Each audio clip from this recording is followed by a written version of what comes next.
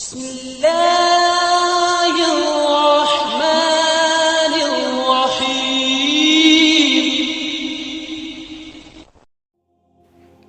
السلام علیکم ناظرین دوستو، آپ میں سے لگ بھگ سبھی لوگوں نے حضرت خالد بن ولید کا نام تو سنا ہی ہوگا،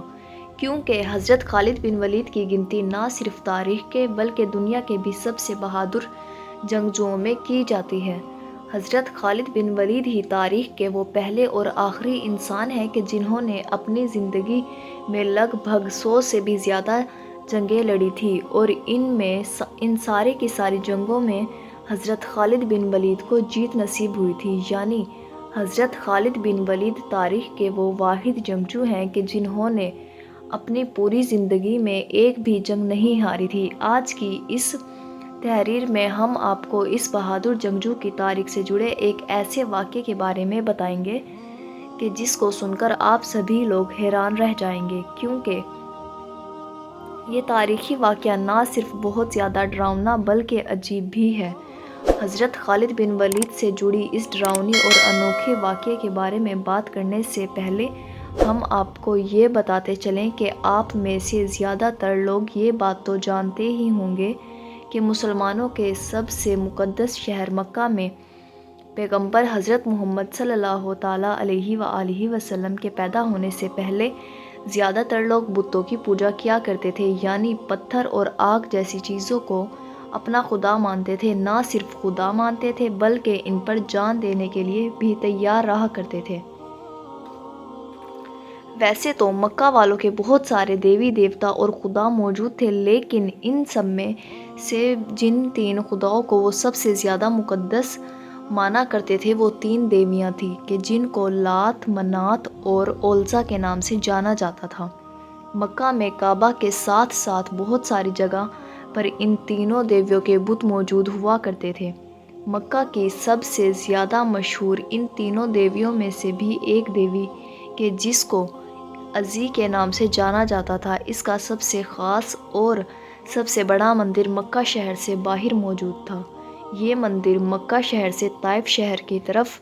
جاتے ہوئے راستے میں اس جگہ پر موجود تھا جس کو وادی نخلا کے نام سے جانا جاتا تھا۔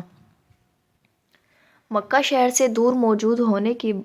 باوجود بھی ہر دن مکہ کے بہت سارے لوگ اس مندر میں نہ صرف پوجا کرنے کے لیے اکٹھے ہوا کرتے تھے بلکہ اپنی دیوی کے سامنے بہت سارے جانوروں کی قربانی کے طور پر بھی پیش کیا کرتے تھے۔ عرب ہسٹورینز کے مطابق یہ مشہور عزی کوئی عام انسان نہیں بلکہ ایک شیطان عورت یعنی چڑیل تھی، جس کا سایہ اس دور میں وادی نخلا میں موجود 3 ایسے خاص پیڑوں پر ہوا کرتا تھا کہ جو دیکھنے میں بہت زیادہ گھنے تھے۔ یہی عزی نام کی چڑیل عورتیں وادی نخلا میں موجود بتوں کے اندر پہنچ کر شیطانی آوازیں نکالا کرتی تھیں، جس کی وجہ سے لوگوں کو یہ محسوس ہوا کرتا تھا کہ شاید یہی ہمارا خدا ہے، اور وہ لوگ اس کی آوازوں کو سن کر نہ صرف خود بت کی پوجا کیا کرتے تھے بلکہ ساتھ ہی ساتھ بت پر مر مٹنے کے لیے بھی تیار رہا کرتے تھے۔ لیکن جب پیغمبر حضرت محمد صلی اللہ تعالیٰ علیہ وآلہ وسلم نے مکہ شہر میں اپنی نبی ہونے کا اعلان کیا تو مکہ کے لوگوں سے بہت ساری چیزوں کے ساتھ ساتھ اس دیوی کی بھی عبادت کرنے سے منع کیا اور ان کو سمجھایا کہ یہ کوئی تمہارا خدا نہیں بلکہ ایک شیطان ہے کہ جو تم لوگوں کو گمراہ کر رہا ہے۔ اس پر مکہ کے لوگوں نے نہ صرف پیغمبر حضرت محمد صلی اللہ تعالیٰ علیہ وآلہ وسلم کی یہ بات ماننے سے انکار کیا بلکہ ان سے اتنے زیادہ ناراض ہو گئے کہ ان کے اوپر طرح طرح کے ظلم و ستم بھی کرنے لگے، اتنے خطرناک ظلم و ستم کے جس کی وجہ سے مسلمانوں کے آخری پیغمبر حضرت محمد صلی اللہ تعالیٰ علیہ وآلہ وسلم کو مکہ شہر چھوڑ کر مدینے کی طرف جانا پڑا۔